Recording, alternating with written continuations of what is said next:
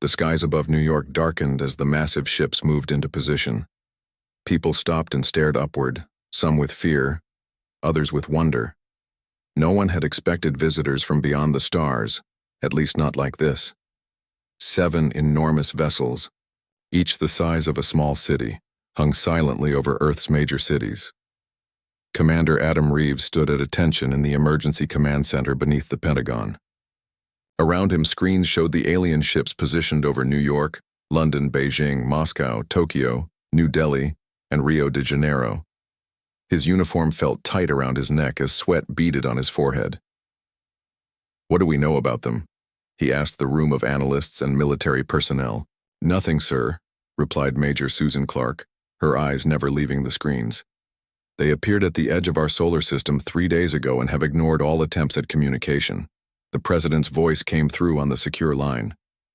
"Commander Reeves, I need options." Adam took a deep breath.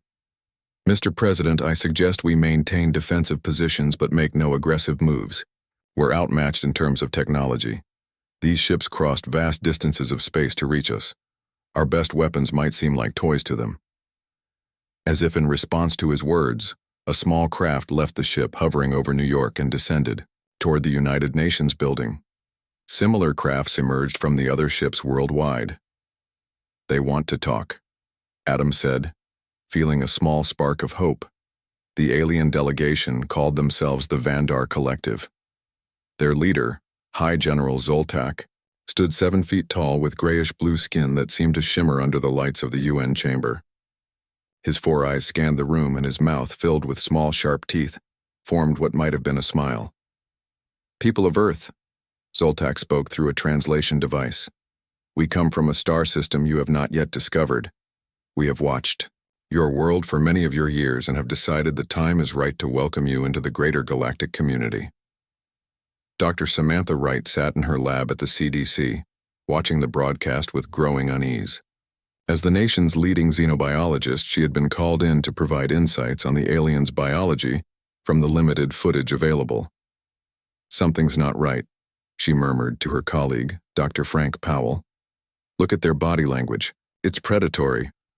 On screen, Zoltak continued his speech about cooperation and cultural exchange, but Samantha noticed how the aliens' secondary eyes kept darting to the exits and security personnel. She reached for her phone to call her contact at the Pentagon when the building shook violently. The attack began without warning. The Vandar ships opened fire on military installations first, precision energy weapons destroying air bases, naval, ports, and missile silos within minutes. Communications networks went down next, followed by power grids. Major cities weren't destroyed, but rather placed under some kind of energy field that prevented anyone from leaving. The USS Defiance, A2Y, nuclear submarine patrolling the Pacific, surfaced briefly to assess the situation. Captain Lisa Hartman watched through the periscope as San Francisco burned. The Golden Gate Bridge had collapsed, and Vandar ships were landing in the city center. "Take us down," she ordered, her voice steady despite the horror she witnessed. "Maintain radio silence and proceed to emergency rendezvous point Echo." The Defiance might be one of the few military assets left intact, and Lisa intended to keep it that way until they could determine how to fight back. In the Pentagon's ruins, Adam Reeves pulled himself from the rubble. The command center had partially collapsed, but the deepest levels remained intact.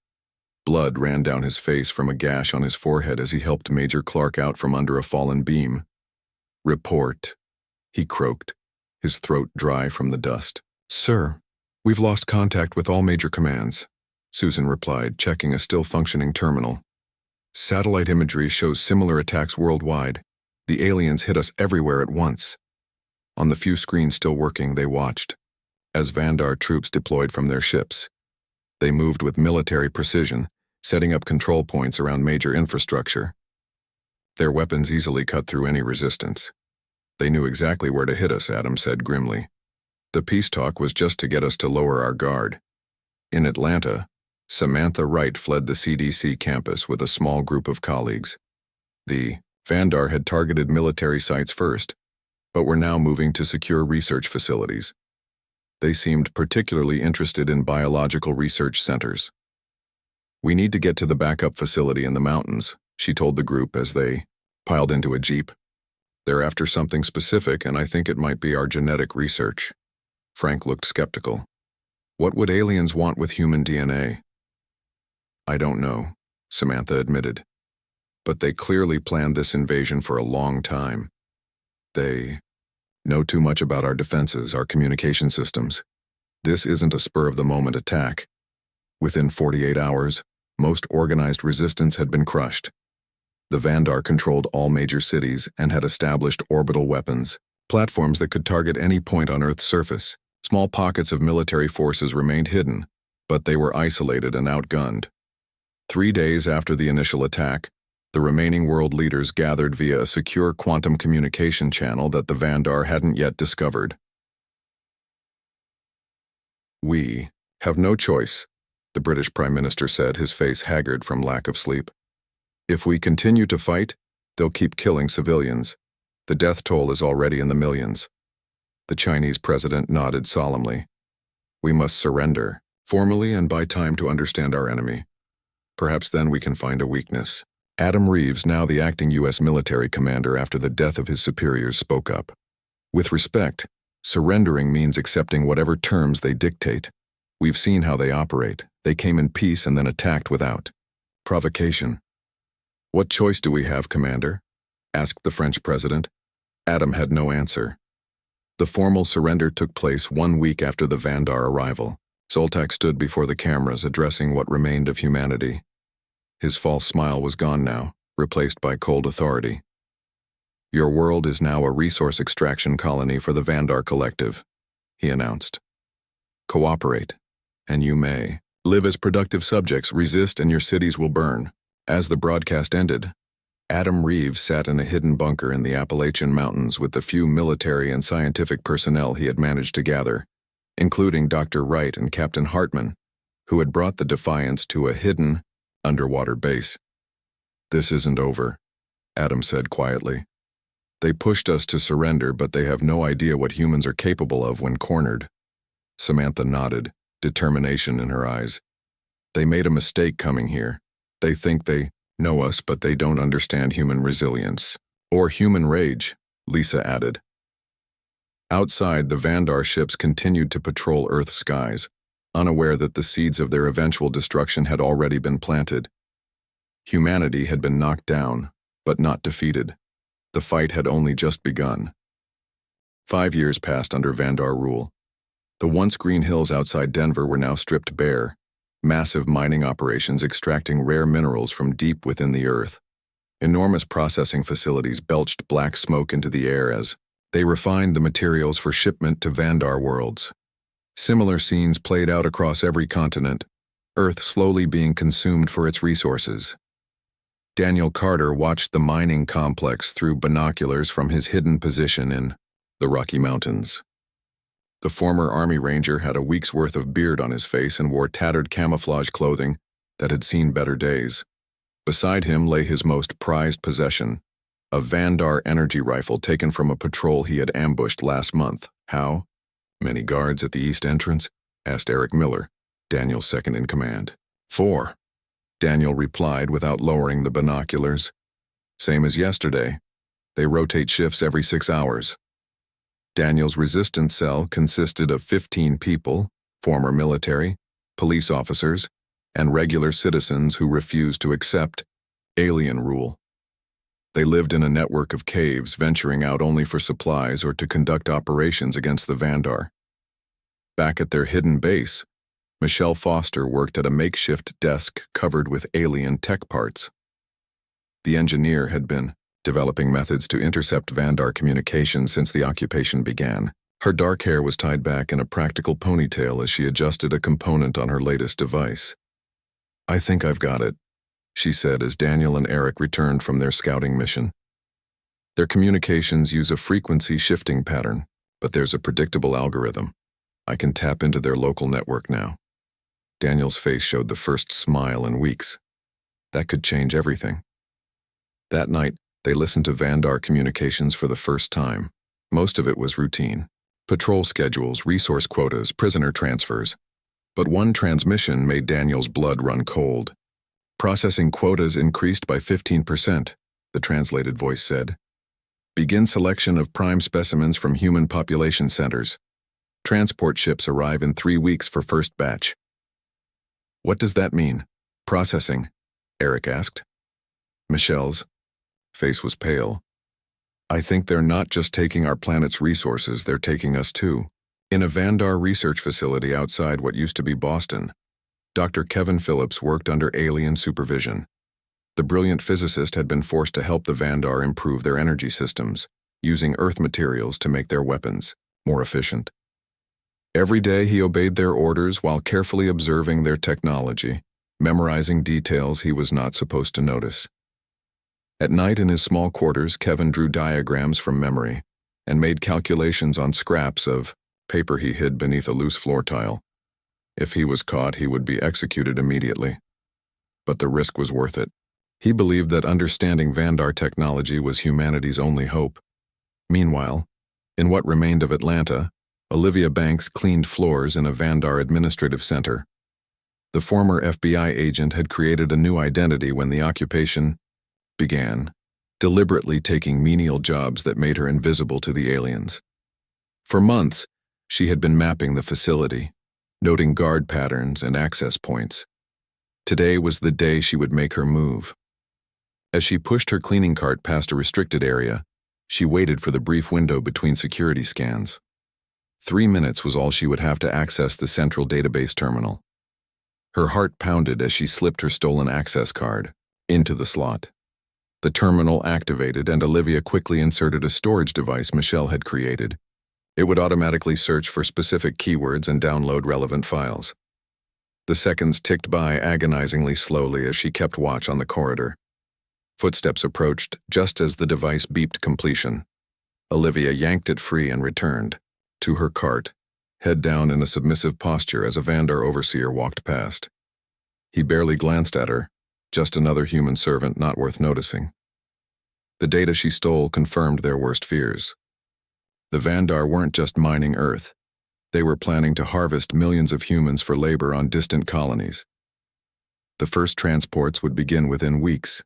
Through a carefully constructed network of couriers and hidden radio transmitters, resistance groups worldwide shared this information. In hidden bases from the Andes to the Himalayas, humans prepared to fight back. High General Zoltak stood in his command center aboard the orbiting flagship, watching Earth turn slowly beneath him. His second-in-command, Commander Krell, entered, with a report. The human resistance grows bolder, Krell said.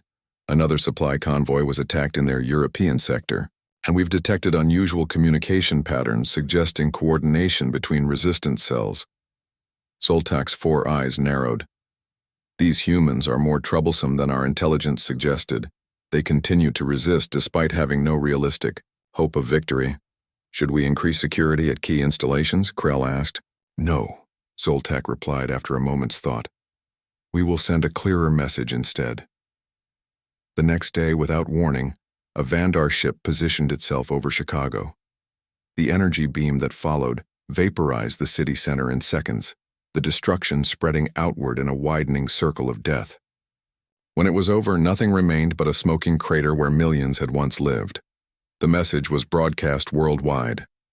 This is the price of defiance. Cooperate or be eliminated. In his mountain hideout, Daniel received the news with cold fury. They think this will make us give up, he said to his gathered team. They're wrong. This only proves we can't afford to lose. That night, a courier arrived at their base with an encrypted message. It had been passed from cell to cell across thousands of miles, originating from resistance members in Alaska. Michelle decoded it, her eyes widening as she read. Daniel, you need to see this. The message was brief. Project Lazarus operational. Need skilled personnel. Technology that can fight back. Coordinates follow. Could be a trap, Eric warned. Daniel studied the message. Maybe, or maybe it's what we've been waiting for. He looked at his team. I need volunteers for a journey north. We may not come back. Every hand in the room went up as they prepared for the dangerous trek through Vandar-controlled territory. Kevin Phillips made his move in Boston. After months of preparation, He sabotaged his research lab and escaped with critical technical data. If he could reach the resistance, his knowledge could help turn the tide. And far to the north, beyond the Arctic Circle in a facility deep beneath the ice, Admiral Paul Rodriguez stood before a hangar containing something the Vandar didn't know existed. 3 experimental spacecraft built with stolen alien technology. Soon, he said to the pilots and engineers around him. Very soon. The journey north was brutal. Daniel led his team through frozen wilderness, avoiding Vandar patrols and automated drones. They traveled only at night, hiding during daylight hours in caves or under camouflaged tarps. After 3 weeks of hard travel, they reached the coordinates from the message. At first, they saw nothing but an empty field of ice and snow. Eric looked at Daniel with doubt in his eyes. "Are you sure these coordinates are right?" he asked, his breath visible in the freezing air. Before Daniel could answer, the ground beneath them hummed. A section of ice slid away, revealing a metal platform. A voice spoke from hidden speakers. "Identify yourselves and state your purpose." Daniel stepped forward. "Daniel Carter, former Army Ranger. We received your message about Project Lazarus." After a tense minute of silence, the platform began to descend. The team huddled together as they sank beneath the ice into a brightly lit tunnel. Armed guards met them at the bottom, their faces showing both suspicion and hope. "Welcome to Lazarus," said a gray-haired man in a naval uniform. "I'm Admiral Paul Rodriguez. We've been waiting for people like you." The facility was enormous, stretching for miles beneath the Arctic ice. Built in secret years before the invasion, as a last resort nuclear bunker, it had remained undetected by the Vandar. Now it housed nearly 2,000 people, scientists, engineers, military personnel, and their families. "How did you stay hidden?" Michelle asked, as Rodriguez led them through corridors filled with busy workers. "The entire facility is shielded," Rodriguez explained. "And we have our own geothermal power source. We don't need to connect to outside systems." He brought them to a vast hangar where 3 spacecraft stood in various stages of completion. Unlike typical human designs, these ships had sleek, predatory shapes with technology that was clearly not from Earth. "We've been collecting Vandar tech since the invasion," Rodriguez said. "Downed fighters, damaged equipment, anything we could salvage. We've also had help." He gestured to a tall figure working alongside human engineers. The alien was humanoid, but with 4 arms and purple skin. Daniel raised his rifle instinctively. "At ease," Rodriguez said firmly. "Krell is a Tellurian. His species has been fighting the Vandar for centuries. He was a prisoner they brought to Earth and escaped during the initial invasion." The alien approached cautiously. "Humans are not alone in suffering under Vandar rule," Krell said in accented English. "My homeworld was stripped bare 50 years ago. I have dedicated my life to destroying them." Daniel lowered his weapon but remained wary. "And these ships? They can fight the Vandar?" "They're faster and more maneuverable," Rodriguez replied. "But we need more than just ships. We need a way to hurt them where they're vulnerable. That's why we sent the message." Later that day, they were joined by a familiar face. Dr. Samantha Wright had been brought to the facility months earlier for her expertise in xenobiology. She had spent years studying Vandar biology from samples collected by resistance fighters. "I've made a discovery," she told them in the facility's conference room. "The Vandar have a serious vulnerability. Their respiratory system can't filter certain Earth bacteria. One in particular, a common soil bacterium, causes a fatal reaction in their lungs." "You're saying we have a biological weapon against them?" Daniel asked. Samantha nodded. "It won't harm humans or other Earth species. But the Vandar? It's deadly to them within hours of exposure.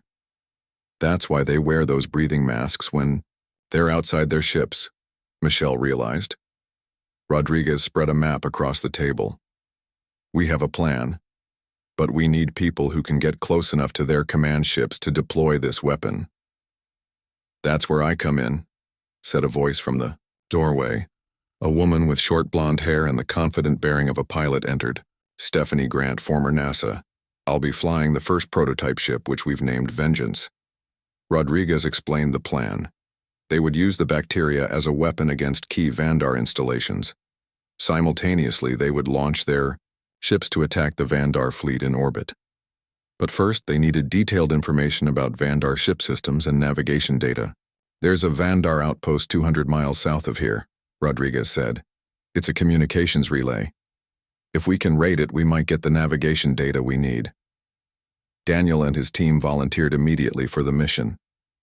While they prepared, Michelle worked with the facility's engineers to develop a device that could quickly download Vandar data systems. The raid was set for 3 days later. Daniel's team, along with 2 experienced Lazarus soldiers, left the facility under cover of darkness. They used specialized equipment to avoid Vandar sensors during the approach. The outpost was smaller than expected, a dome-like structure, with only 6 Vandar guards. Using stolen Vandar weapons and night vision goggles, they quickly neutralized the guards and secured the facility. Michelle's device worked perfectly, copying the Vandar database in minutes. As they prepared to leave, Eric found something unexpected: a communications log showing transmissions from the outpost to other solar systems. "They're not just talking to their fleet," he said. "They're communicating with other species, some kind of alliance." They returned to Project Lazarus with both the navigation data and this new information. Krell examined the communication logs, and his eyes widened. "These are not allies," he explained. "These are other subjugated species.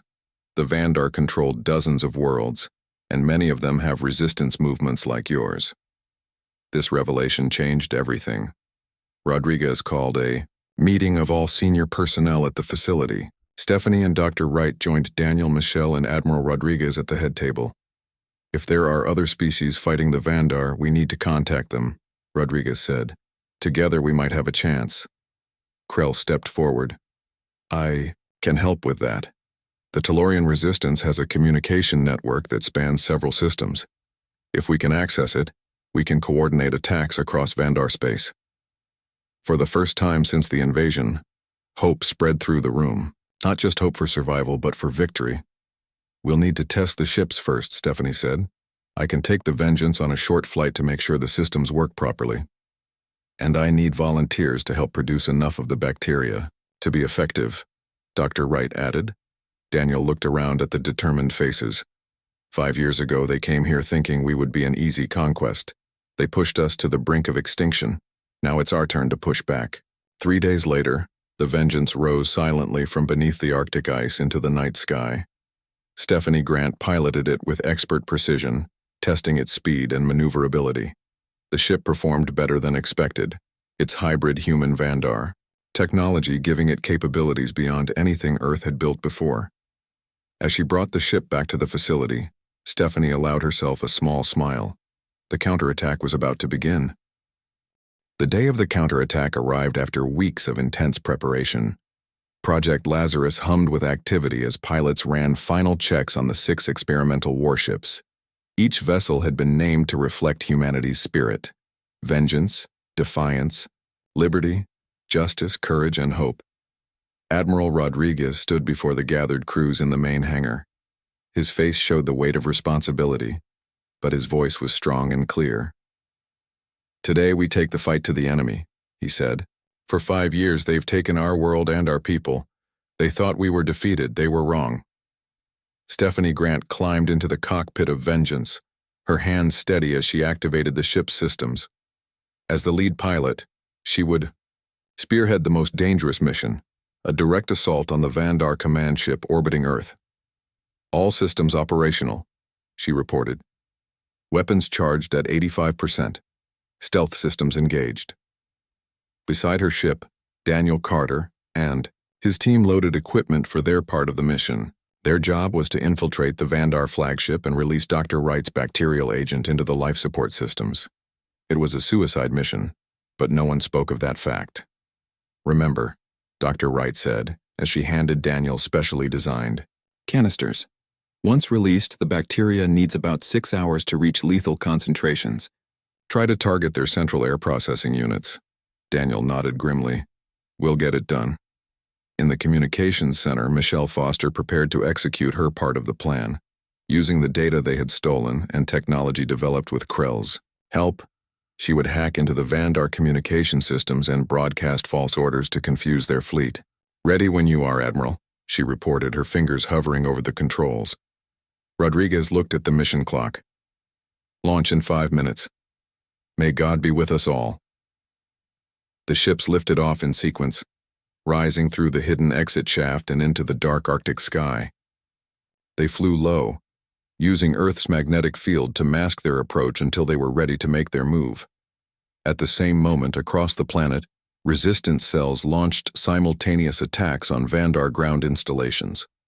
From the Amazon to the Sahara, from the ruins of Europe to the mountains of Asia, humans who had lived under occupation for 5 years rose up in a coordinated strike. In orbit, High General Zoltak received alarming reports from all sectors. His command center aboard the flagship became chaotic as officers rushed to respond to the unexpected offensive. "Ground forces report attacks at 73 locations," Commander Krell informed him. "And our communications are experiencing interference." Zoltak's 4 eyes narrowed. "This is too coordinated for these primitive humans. Something is wrong." Before he could issue new orders, sensors detected 6 unknown vessels rising from Earth's atmosphere. The ships moved with impossible speed, their designs unlike anything the Vandar had encountered from humans before. "Impossible," Zoltak hissed. All their advanced technology was destroyed in the initial attack. The human ships split into predetermined attack formations. Justice and Courage engaged the smaller Vandar patrol vessels, their advanced weapons cutting through Vandar shields. Liberty and Hope targeted the orbital weapons platforms that had kept Earth under control for 5 years. Aboard Vengeance, Stephanie piloted with deadly precision, evading Vandar fire while closing in on Zoltak's command ship. Behind her, Defiance followed, carrying Daniel's strike team. "Their defenses are stronger than we expected," Stephanie reported as enemy fire rocked her ship. "I'm going to make a run to draw their main weapons. Be ready to move in when I create the opening." She pushed Vengeance into a series of maneuvers that should have been impossible, the ship responding to her touch as if it were part of her. Vandar gunners could not lock on to the wildly dancing target as she fired on their weapon emplacements. "Now," she shouted into her comm. Defiance surged forward, using the confusion to approach the Vandar flagship's docking bay. The ship took heavy damage but managed to crash land inside the alien vessel. Alarms blared as Daniel led his team out of the smoking craft. "We have 15 minutes before they seal this section," he told his team. "Move fast." Meanwhile, in the depths of space beyond Mars, Krell's message had reached its target. A fleet of Tellurian ships dropped out of faster-than-light travel, their weapons immediately engaging the Vandar ships guarding the outer system. The Vandar, now facing attacks from multiple directions, began to show signs of disarray. Michelle's communication hack added to the confusion. Vandar ships received contradictory orders, some being commanded to abandon Earth while others were told to fire on friendly vessels. In the chaos, human resistance fighters on the ground made significant gains, capturing key installations and freeing detention centers. Inside the Vandar flagship, Daniel's team fought their way through narrow corridors, using Vandar weapons against their former owners. 2 of his team fell to enemy fire, but the rest pushed on toward the central air processing chamber. 5 minutes until we reached the target, Daniel reported to Rodriguez through their secure channel. "The other ships are taking heavy losses," the Admiral replied. "Whatever you're going to do, do it fast." Outside, Stephanie saw Defiance's condition on her tactical display. The ship would never fly again. She made a decision. "I'm going to take out their main power core," she announced. "It should give Daniel's team the distraction they need." "That's too close," Rodriguez warned. "You won't be able to get away in time." "Some of us were never planning to come back," she replied calmly. "Just make sure this counts." She disabled Vengeance's safety protocols and aimed the ship directly at the flagship's exposed power section. As she accelerated to maximum speed, she broadcast on all frequencies. "This is humanity's answer to tyranny." The impact created a massive explosion that disabled half the flagship's systems. Emergency protocols activated, and bulkheads closed throughout the ship. The lights flickered, plunging sections into darkness. Daniel used the confusion to reach their target. As Vandar troops focused on the breach Stephanie had created, his team planted the bacterial canisters in the air system. "Package delivered," he reported. "Now we need to find a way out of here." But they were cut off from their entry point, trapped deep within the enemy vessel. As Vandar forces converged on their position, Daniel looked at his remaining team members. "Knew this might be one way," he said. "Let's take as many of them with us as we can." In the command center, Zoltak watched in fury as his fleet began to crumble. Human ships, though taking heavy damage, continued to fight with reckless courage. The Tellurian fleet pressed from the outer system, and now alarms indicated some kind of contaminant in the flagship's air supply. "Prepare my personal shuttle," he ordered, "and activate the planet killer. If we cannot have this world, no one will." As Daniel and his team made their last stand, a new message reached Rodriguez at the Lazarus facility. It came from Krell's Tellurian allies. The Vandar had deployed their ultimate weapon, a massive ship capable of rendering a planet uninhabitable. The planet killer had entered the solar system and was moving toward Earth. The final phase of the battle for humanity's future had begun. News of the planet killer spread through the human forces like a cold wave. The massive Vandar weapon was unlike anything they had ever seen. A moon-sized vessel with a core of destructive energy that could reduce Earth's surface to molten slag.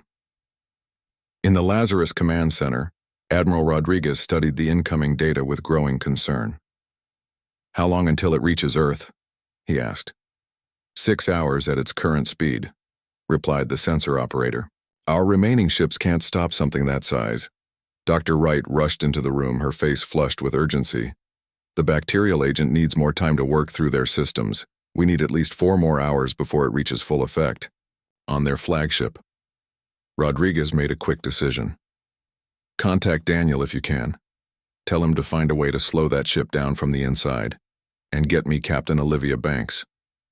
Olivia had been leading ground forces in the assault on a Vandar control center in what used to be Seattle. When she received the call, her team had just secured the facility. "We found something, Admiral," she reported. "The Vandar have been collecting data from across the galaxy, not just military information, cultural records, scientific knowledge, art. They're not just conquerors, they're collectors." "How does that help us now?" Rodriguez asked impatiently. "Because they value this knowledge," Olivia explained. "And Michelle found a way to access their communication network. We can broadcast evidence of their defeats and atrocities to every species in their empire." It was a long shot, but they had few options left. While Michelle and Olivia prepared the broadcast, the remaining human ships regrouped for a desperate stand against the planet killer. Aboard the damaged Vandar flagship, Daniel and his 2 surviving team members had been forced into a maintenance section. Vandar troops searched for them, but the spreading chaos caused by Stephanie's sacrifice had thrown the ship into confusion. "Admiral's orders received," Eric said, checking their secure communicator. "We need to find a way to delay that planet killer." Daniel checked their remaining weapons and the ship schematics Krell had provided. "The flagship has a control link to all Vandar vessels. If we can reach their auxiliary command center, we might be able to interfere with the planet killer's approach." They moved cautiously through service passages, avoiding patrols. Many Vandar officers they glimpsed through doorways seemed disoriented, some coughing violently. The bacterial agent was beginning to work. In the main command center, Zoltak struggled to maintain control as reports of failures cascaded from all fronts. His skin had taken on a grayish tone, and his breathing came in labored gasps. "The human ships show no signs of retreat," Commander Krell reported, his own voice raspy from the infection spreading through his lungs. "And the Tellurian fleet has destroyed our outer system defenses." "It doesn't matter," Zoltak wheezed. "The planet killer will end this rebellion once and for all. Prepare my shuttle. I will command the final attack personally." As Zoltak left, for his private hangar, Daniel's team reached the auxiliary command center. The few Vandar officers inside were already weakened by the bacteria, making them easier to overcome. "Can you access the controls?" Daniel asked Eric, who had studied Vandar technology. "I think so," Eric replied, examining the alien interface. "Their systems are failing from multiple causes. The bacterial agent seems to be affecting their technology too. The biological components are breaking down. Using the command codes they had stolen, Eric managed to send conflicting instructions to the planet killer, forcing it to make course corrections that slowed its approach. "That buys us maybe 2 extra hours," he said. "But I can't stop it completely." Daniel nodded grimly. "Then we need to take the fight to them. Is there a way to get to that ship?" Across the solar system, the remaining human warships, Justice, Liberty, and Hope, grouped with the Tellurian vessels for a last desperate assault on the planet killer. Their captains knew it was likely a one-way mission. On Earth, Michelle and Olivia activated their broadcast. Using the Vandar's own network, they sent images and data across the galaxy, scenes of Vandar brutality, evidence of planets stripped bare, and now footage of their defeats at human hands. "To all species under Vandar rule," Olivia's voice echoed across thousands of worlds, "they are not invincible. Today humans stand against them. Join us and break their power forever." The response came faster than anyone expected. Within hours, reports flooded in of uprisings on dozens of Vandar-controlled worlds. Supply ships stopped responding to Vandar commands. Outposts fell silent. Aboard his shuttle approaching the planet killer, High General Zoltak received the news with rage and disbelief. The empire he had helped build over centuries was crumbling in a single day. He opened a channel to the planet. "Killer's commander, accelerate your approach," he ordered between coughing fits. "Destroy this world immediately." But as his shuttle docked with the massive vessel, he found chaos inside. The crew, exposed to the same bacterial agent through contact with the flagship, were succumbing to the infection. Systems failed as the biological components unique to Vandar technology deteriorated. Zoltak pushed through to the main control chamber, determined to complete the destruction of Earth himself if necessary. As he entered, he found someone waiting. For him, Daniel Carter, who had used Zoltak's own shuttle access to board the planet killer. "Your kind should have surrendered," Zoltak rasped, drawing his weapon. "That's not what humans do," Daniel replied simply. Their battle was brief. Zoltak, weakened by the spreading infection, was no match for Daniel's combat training. As the Vandar leader fell, Daniel accessed the main controls and initiated the self-destruct sequence Krell had described in their planning sessions. "This is Carter," he transmitted to Rodriguez. "You might want to tell everyone to look up in about 10 minutes. Should be quite a show." The planet killer exploded in a brilliant flash visible across the entire solar system. The shockwave disabled the remaining Vandar vessels, leaving them drifting and defenseless. On Earth, cheers erupted from resistance fighters as they watched the explosion. In cities worldwide, humans emerged from hiding to see Vandar troops retreating or surrendering as their commanders fell to the bacterial infection. Admiral Rodriguez stood outside the Lazarus facility, looking up at the night sky where new stars seemed to have appeared, the lights of friendly vessels arriving as word of the Vandar defeat spread. "What happens now?" Dr. Wright asked, standing beside him. "Now we rebuild," he said, "and we take our place out there." 1 month later, the newly formed United Earth Alliance held its first meeting in the rebuilt United Nations building. Representatives from Earth stood alongside delegates from 12 alien species formerly under Vandar rule. Michelle Foster presented the technical data recovered from Vandar ships: faster-than-light travel, advanced medicine, clean energy systems.